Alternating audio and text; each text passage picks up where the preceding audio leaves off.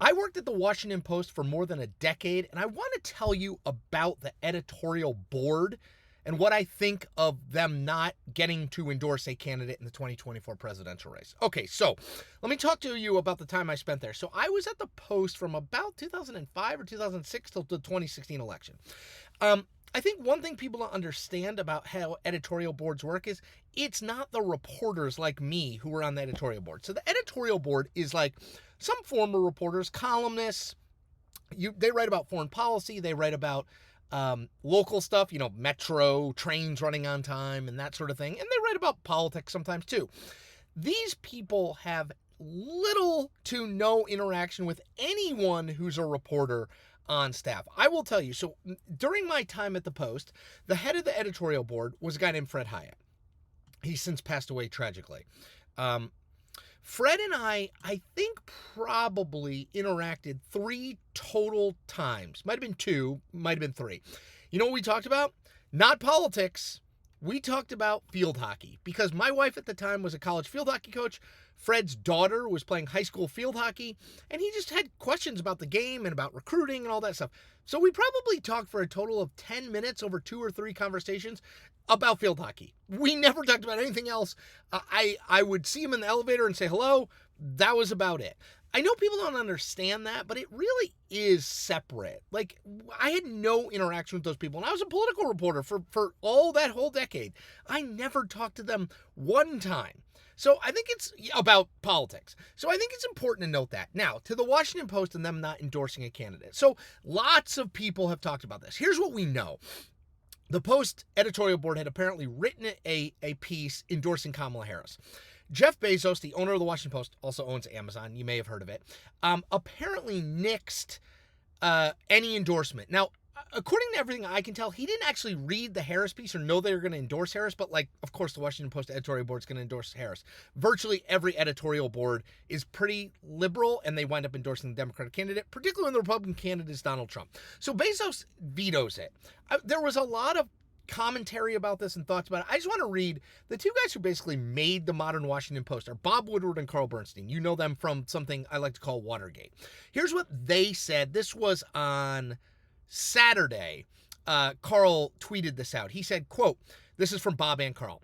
We respect the traditional independence of the editorial page, but this decision, 11 days out from the 2024 presidential election, ignores the Washington Post's own overwhelming repertorial evidence on the threat Donald Trump poses to democracy.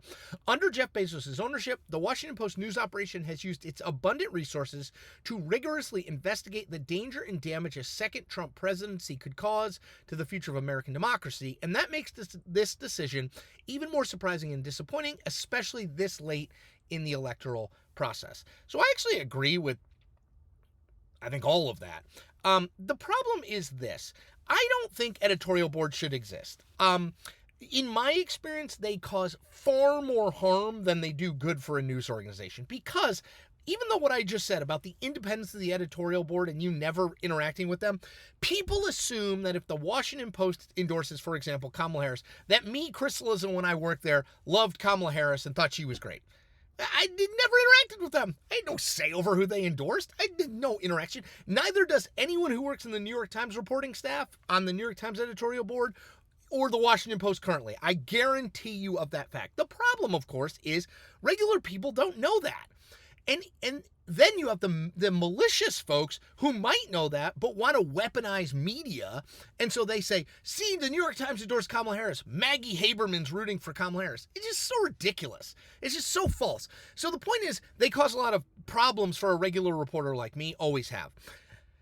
And editorial endorsements don't mean anything in the context of a presidential race. I'm not sure they ever did, but I can tell you that they don't at all anymore. An unsigned editorial from the Washington Post saying that they support Kamala Harris, you think that's going to move voters in Erie, Pennsylvania? It's not, my friends. So way more trouble than they're worth. At the same time, if you have an editorial board, like the Washington Post does, they should get rid of it.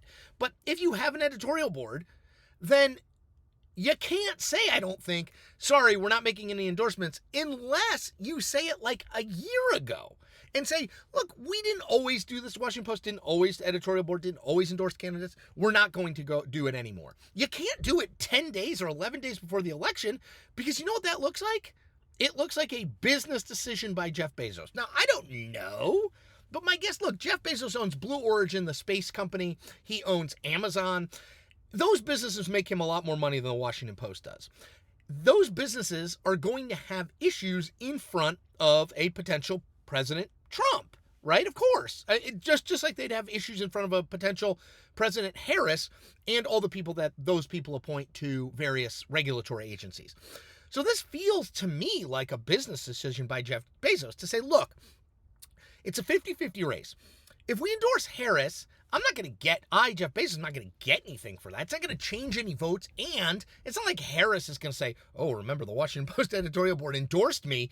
Therefore, let's do some nice things for them. No. If Trump wins, though, and they've endorsed Harris, well, Trump is vengeful. Trump has attacked the Bezos Washington Post for years. I think going back to when I was there in the 2016 campaign. So the possibility that Trump makes it more difficult for Bezos' other businesses, again, the things that make him actual money, like Blue Origin, I don't know if Blue Origin makes him money, but Amazon, is probably, he looks at it and he says, so I get nothing if we endorse Harris. It doesn't change any votes and business doesn't really change. But if we endorse Harris and Trump wins, then we're potentially on the wrong side of the guy who's going to be the president of the United States for the next 4 years and preside over all sorts of rulemaking and all that kind of stuff, legislation, all sorts of things that could jam me up for Amazon. So he makes a business decision. Again, I understand it, but and I don't think editorial boards play a role in modern politics. I think they are an antiquated thing. It's like a black and white picture in a color movie. But if you have one and you haven't said anything until less than 2 weeks before the election, it kind of feels to me like you gotta let them endorse and you kind of let the chips fall where they may. If Jeff Bezos was worried about his business, which I understand, he should have decided a year or two ago to say, no more endorsements, we're not doing it, because then at least you can justify it and say, this doesn't have to do with who wins or loses. We just don't think a newspaper or a media organization should be endorsing, which I think makes sense. CNN doesn't endorse a candidate. NBC doesn't endorse a candidate. ABC, none of these networks have editorial boards. It's just these legacy print newspapers that have them. So you could have done that. The problem is you can't do it this close to an election when you have an editorial board who's endorsing other candidates in other races, right? It just doesn't make any sense. All right. As always, I say it's not as cut and dry. It's not as black and white as people like to imagine. But man, this was a bad PR and political decision for Bezos and the Washington Post. And I say that loving that place and knowing that the editorial board and the reporters are totally bifurcated. But it still just doesn't look good. Okay, that's it for me. Special Sunday edition, just because I'm sitting in my car waiting for a baseball game to happen, one of my kids' baseball games. And I thought, you know what? I talked about this in YouTube Shorts, but I hadn't really talked about it at length. And I thought, given that I spent a decade there at the Post, I should at least, offer you guys my experiences about the editorial board and how that all works in a news organization. I hope it was helpful.